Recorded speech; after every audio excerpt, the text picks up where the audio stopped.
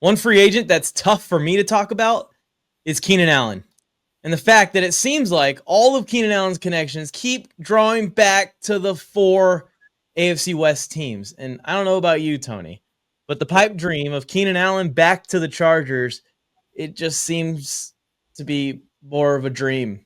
The closer we get to the season, the more receivers the Chargers draft and sign and just keep stacking on the roster. They've given Keenan Allen's number away at this point. As a hopeful, crazy fan, I want to think the Chargers are going to have 7 receivers and sign Keenan Allen still. But reality is starting to set in that he could be a Raider.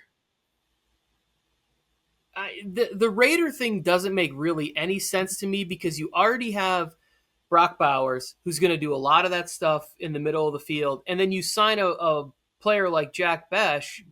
It's like, yes, Keenan Allen is probably better than him for the short term, but then what are you doing with the guy that you just picked in the second round who's also probably going to be doing a lot of that like bigger slot type role?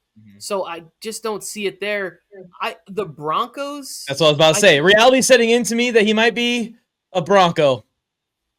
Yeah, the Broncos, I could see that one a little bit more. And then even again, Mike, I know you hate this, but like reality is setting into me that he might be a Chief. Yes, that's the one where it's like, do the Chiefs eventually go like, Keenan's a better option than Juju? Like, if we're going to get a suspension for Rashee Rice, where he might miss 6 games, and that's a situation where it's like, they're going into the year with Hollywood kind of having to fill in Rashee Rice's spot. Very, very, very, very unreliable to be out there as well. I like Jalen Royals, the player they got from Utah State. I thought that was one of those picks where it's like, of course the Chiefs get this receiver in the 4th round that a lot of people were projecting like late 2nd, 3rd round pick.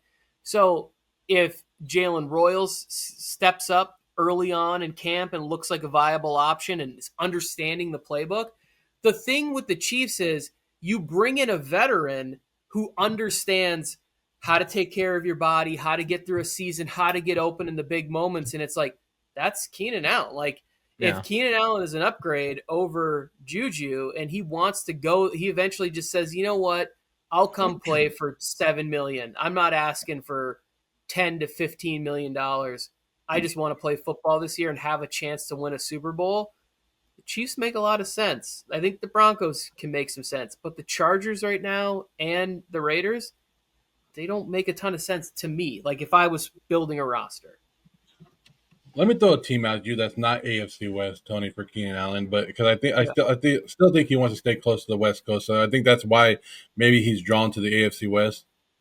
But I mean, I could see maybe him going to one of these teams, an older veteran guy. But I would say why not go to the San Francisco 49ers? Why not go to the 49ers? Like, that's what I was thinking. They need wide receiver help. You're a blocking guy. You're fit into their offense. Like you could do some stuff there. And it's a winning team. Like they win games, so you're not going to the bottom of the barrel. But I mean, I that's where if you wanted to stay on the West Coast and you're a wide receiver like Keenan Allen, that's where I would go.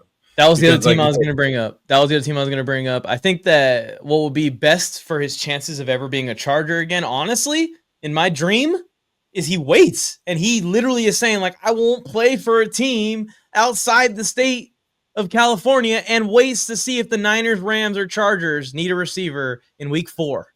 But I don't see him doing that because he's not that kind of player that needs to wait. He probably has enough interest to sign with an East Coast team right now.